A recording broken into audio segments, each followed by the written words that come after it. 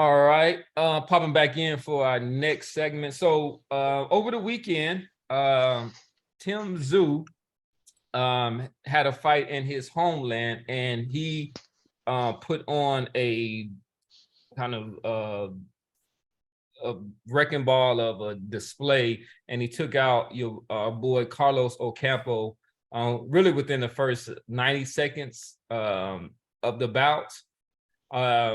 And then it wasn't necessarily as artistic display, but he did take out Ocampo. Ocampo is kind of famous for a loss that he had to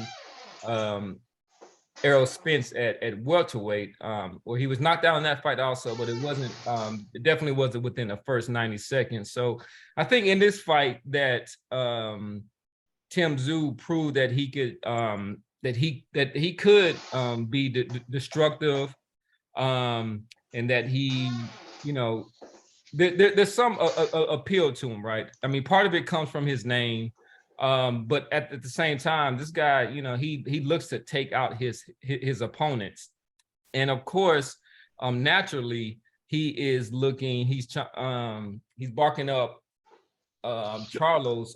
This is Jermell Charlo's tree, and looking to have that fight next. So let's start with Boston Jared. And first of all, just kind of give us your impressions of the fight against Carlos Ocampo, and then do you think that he poses any kind of threat to Jermell Charlo? And when I say this, you want to keep in mind that in his previous bout, because he was supposed to fight Charlo earlier this year, but Charlo had to pull out because of a broken hand or something. Yes, dubiously pulled out because of a broken hand. A broken hand. I'm saying dubious because it was made to be dubious out in the mainstream media. Yeah, because they were saying actually that requested they wanted to see X-rays, which I've never ever heard of before. Maybe they have done it, but I've never heard it.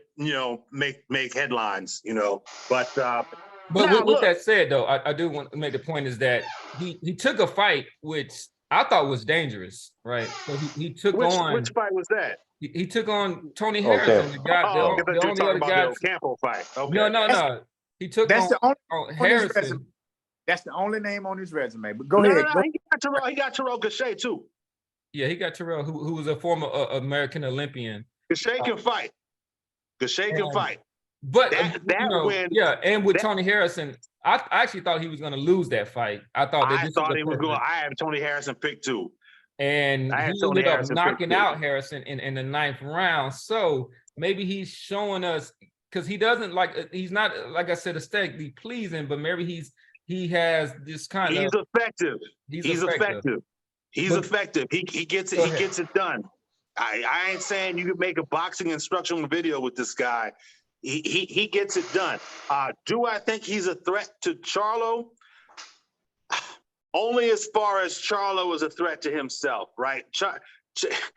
Charlo with his power, his chin, and his engine, I believe can get him over the finish line against anybody in this division.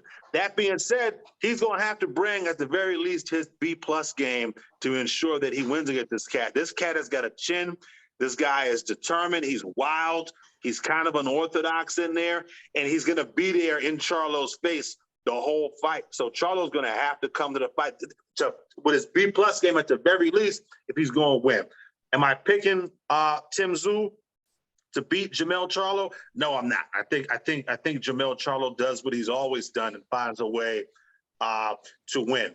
As far as Tszyu's performance, I don't think there's anything to be made of that performance. He fought a guy who had campaigned at welterweight a few years ago.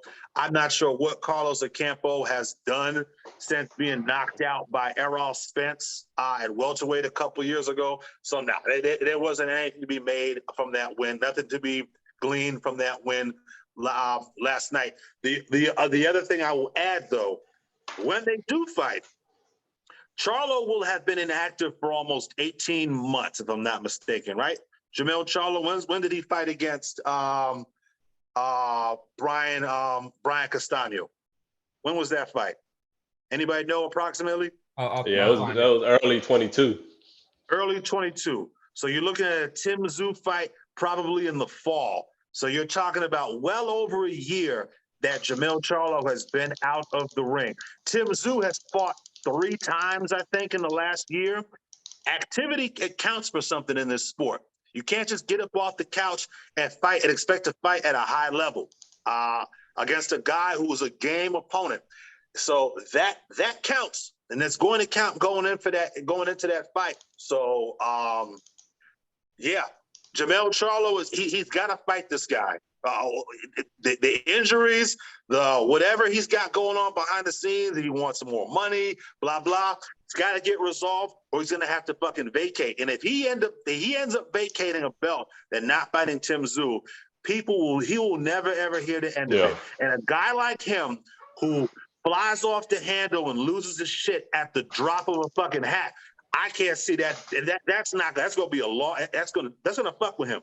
That's not gonna be a good look for him. He'll lose his fucking mind if he ends up vacating that belt. So he'll never hear the end of it.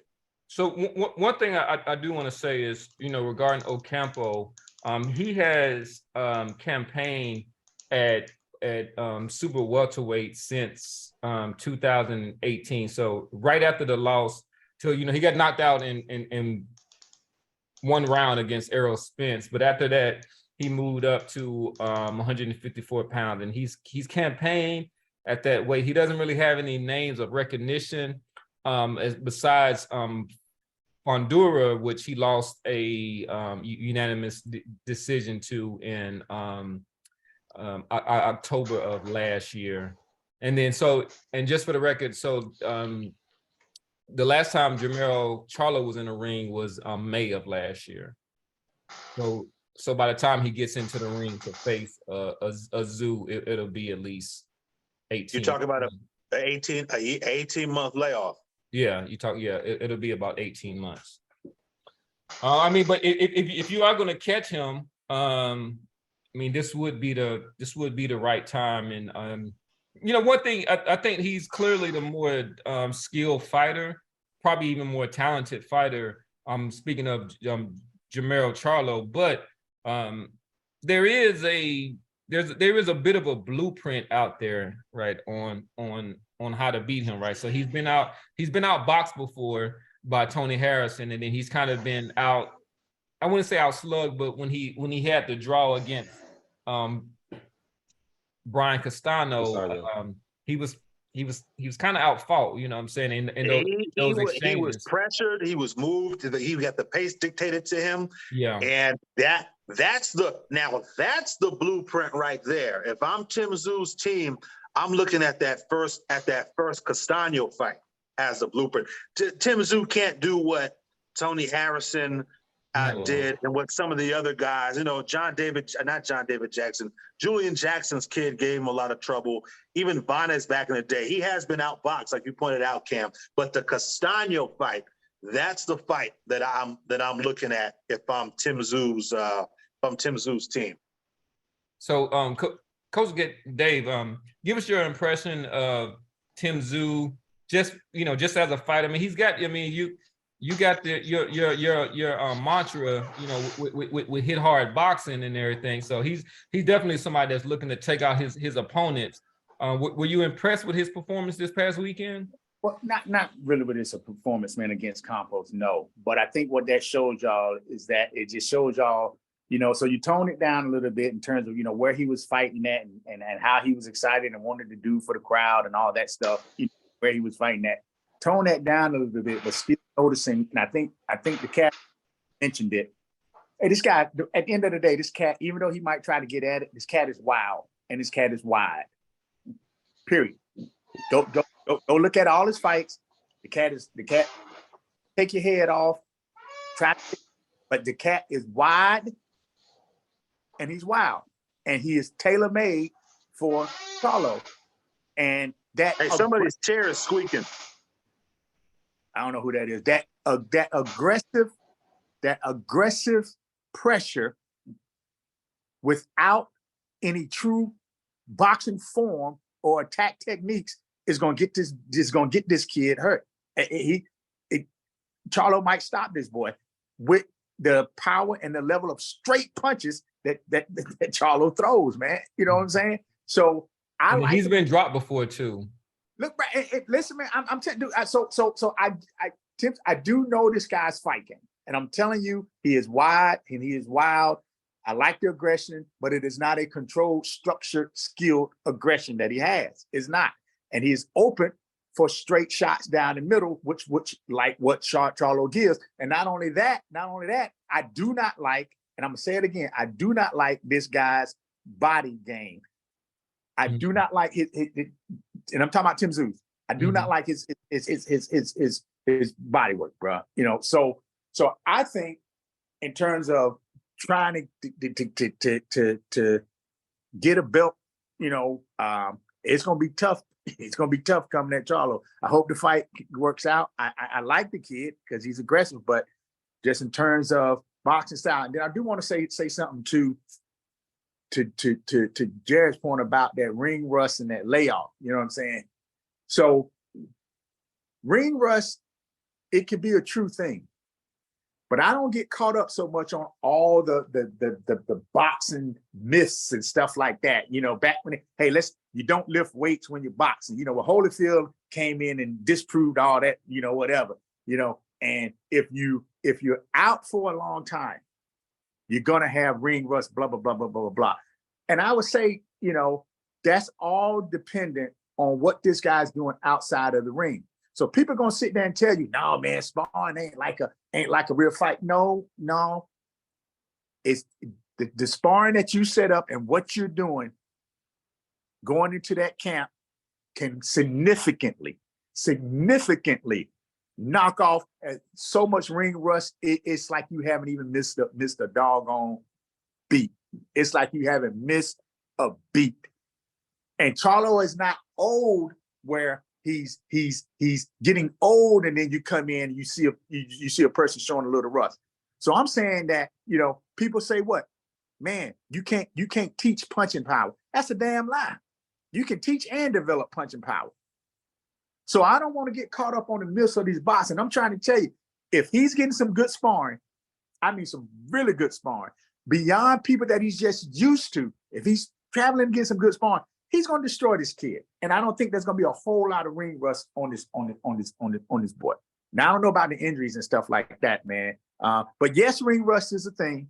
But I just want us to kind of take that holistic from a coaching angle, you know, because you can kill that ring rust in sparring, man. That's basically how I feel about it. Yeah, I definitely agree with those sentiments. But do you think that so Charlo's last fights were in he only had one fight in last year in 2022, and then he only fought one time in 2021, and then he fought one time in 2020. He's fairly young. He hasn't had that much damage. He's only 33 years old, but do you think that at some point that inactivity, because when, for example, when Mike Tyson was at his best, the guy was fighting 3 or 4 times a year, right? He was super sharp and he was doing that. And even though if you are having good hard sparring against people that you're not necessarily familiar with, that can knock off some of that rust. But do you think that him being inactive the last 4 years, right? So by the time he gets into the ring to fight against Tszyu, I think he may be turning 34 years old, and Tszyu is a fairly young at 28. I mean, does that give you any kind of reservations, Coach? The only thing that gives me reservations, man, to be honest with you, man, in terms of ring rust and all that stuff, man, is the fighter's discipline, dude. So Mike Tyson, you're going to be active as much as you need to be active because you're fighting so much. So you're going to stay sharp. You're going to stay in the ring. You're going to train hard. You're going to do whatever. Now if they're going Charlo is one that's not disciplined when he's not fighting, he's doing just barely enough. Hey, man, it could show up ring rust, but I would just call it a lack of discipline. take a cat like Floyd Mayweather, this joker always training. Mhm. This joker's always training. I don't know how long he ever went without a fight, but when he got in the ring, this joker was always ready. So that quote ring rust, man, the point I'm trying to make on that is that ring rust, it is a matter of discipline and what this guy is doing. You know, you stay ready, ain't got to get ready kind of mentality. Like can totally crucify anything that we deem as ring rust. But to your point, absolutely yes. If Charlo is just a lazy joker doing nothing bare minimum, he might show some ring rust. But I'm saying, you know, I wouldn't take this Tszyu cat lightly because one of them wild punch and the boy is busy with them punches. So he gonna make you fight. He gonna make you fight. So I wouldn't take it light if I was Charlo. I seriously wouldn't take it light. Yeah, and that's a great point. Floyd was when he would spend as much as 2 years out the ring.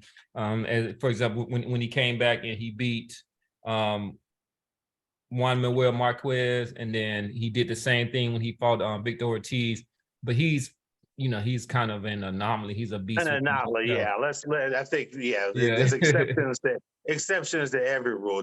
Floyd Mayweather was a born, bred boxer, one of the best boxers of all time, best boxer of his generation. Like I don't know that we can throw his boxing mind Charlo into that same category. Yeah. You can't take away the discipline and the training of a fighter, bro. You can't take away the fighter's body is his damn weapon. So whether he was a fucking anomaly or not, man, you can't you totally just saying by osmosis and the spoken word of whatever this guy just meant. No, this motherfucker worked. So all I'm saying is Charlo ass better be working. And if he is, you can cut that damn ring rust. Floyd ain't no damn anomaly, bro. He worked, bro. You can't take away the physical fitness and the training that goes into the sport. That's what it's all about, bro. That's what it's all about. So let's bring the casual one. So first of all, just give us your impressions on Tszyu and his demolition of Carlos Ocampo. I wasn't impressed. And just back, but I want to piggyback off of what Coach Dave was talking about the ring rust rumor, and take it at a different angle. So if everything goes to plan this year for Derek James fighters, like Spence has been out the ring by the time he fight, Bud would be what, almost 2 years? And then Charlo is going to be 18 months. So if they win both of those, if those fighters win those fights, then I guess the ring rush rumors should be thrown out the door forever. Because both of these guys are fighting, and they haven't been in the ring in almost 2 years. So if they win, we shouldn't even be talking about ring rust anymore. What if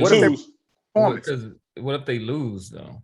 Well, if they lose, then they bang though. But they bang. They put on a good performance. Yeah, they bang, man. And then you know what I'm saying? Like if you follow Spence on his Instagram, you see that he's always been training. You know what I'm saying? He's always in the gym. And I think Charlo's the same way. So I don't really fall into that ring rust category. You said Spence has always been in the gym?